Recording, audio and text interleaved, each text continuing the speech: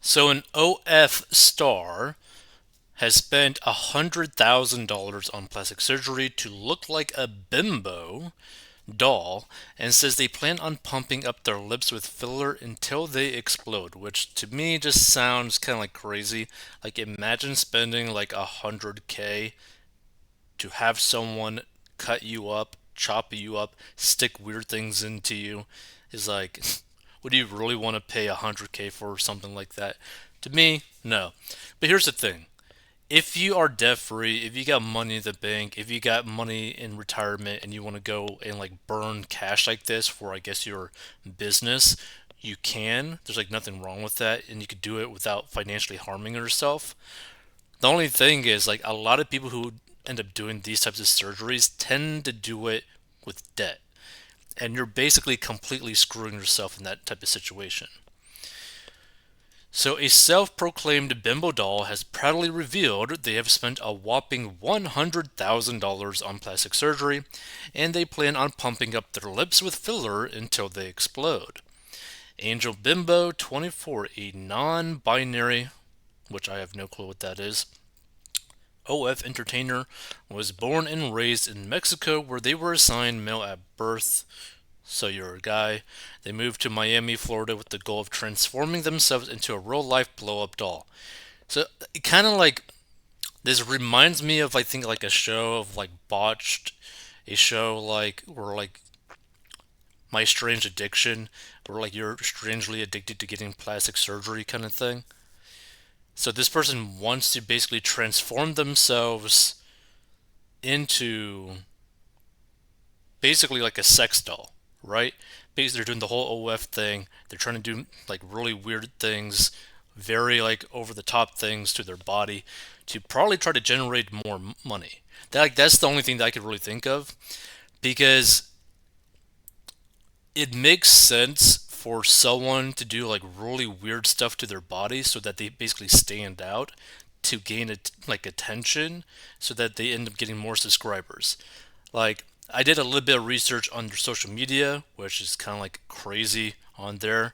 Like, I'll show like a little bit of it. So, like, for example, their TikTok is like this. I'm not going to show a lot because like I'm not really going to scroll down because it's kind of like crazy, right? But what's interesting is that like their TikTok followers is only 1,684. Their Instagram only has 22,500 followers, but their Twitter is like pretty huge. Hold on. Yeah, this is, I guess, their links or whatever. So they do actually do OF. But like, I'm not going to scroll down their Twitter. I'm not going to click on any of this stuff because it's just probably heinous crap, right? But this person has 91,500 followers on Twitter or X or whatever you call it now. So like, let's say that they're charging, I don't know, like $10. No, let's do like $20. Actually, yeah, $10. Let's do $10 because I'm not willing to click on their OF page at all. I do not want to see that. But let's say that they are charging $10, and like let's say that they get like 2,000 out of like potentially a combined a little bit over 100,000 people like subscribing to them, right? So $10 with 2,000 people, that's what, $20,000 a month, right? So $20,000 a month times 12 months is $240,000 a year, potentially, that they're making in like recurring revenue per year.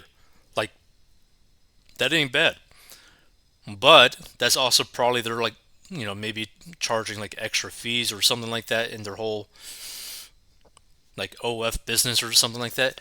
Like, so like they're probably making, this individual is probably making like a good amount of money. Like a really good amount of money. The question is, are they actually getting like a return on this type of money?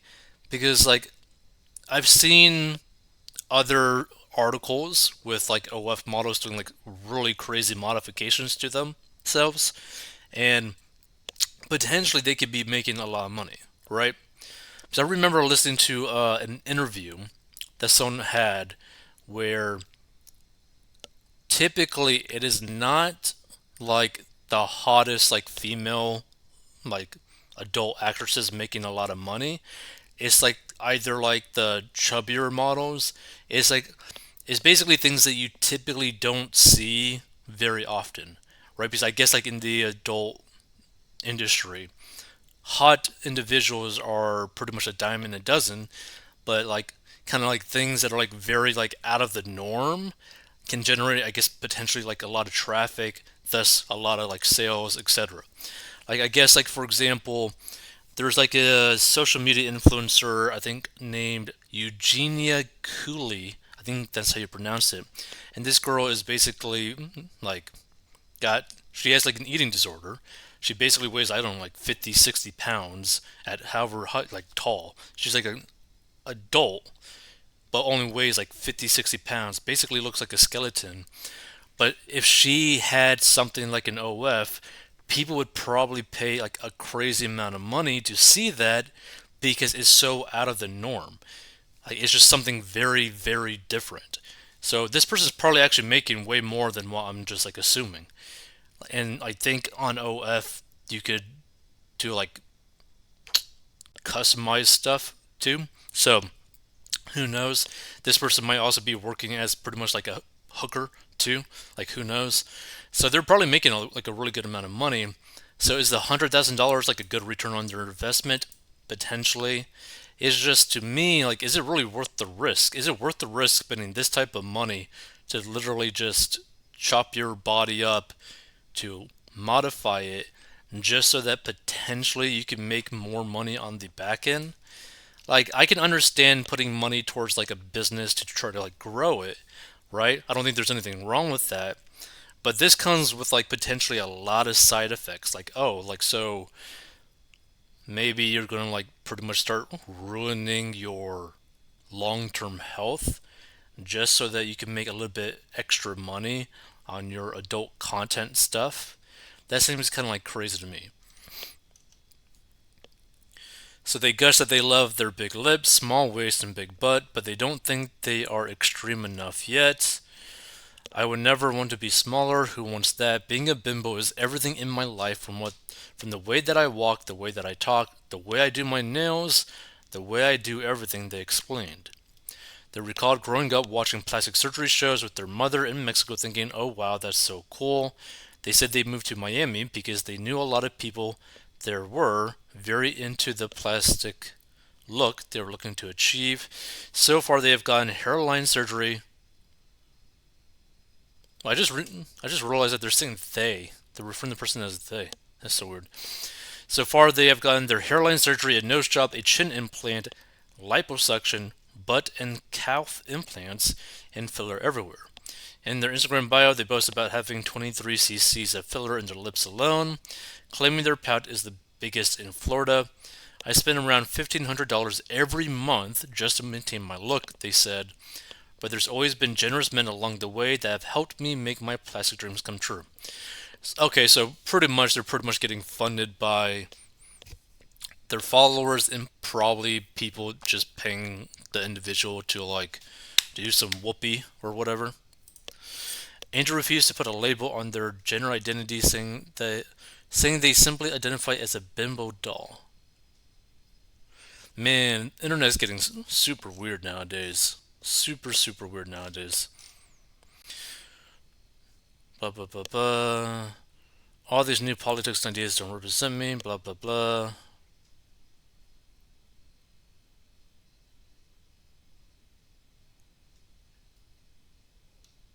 Okay, skip that. Angels stopped by medical spa during the episode to have more filler put in their cheeks, despite the owner telling them they already looked perfect. They admitted that they were already planning their next procedures, including filler in their butt and even more filler in their lips.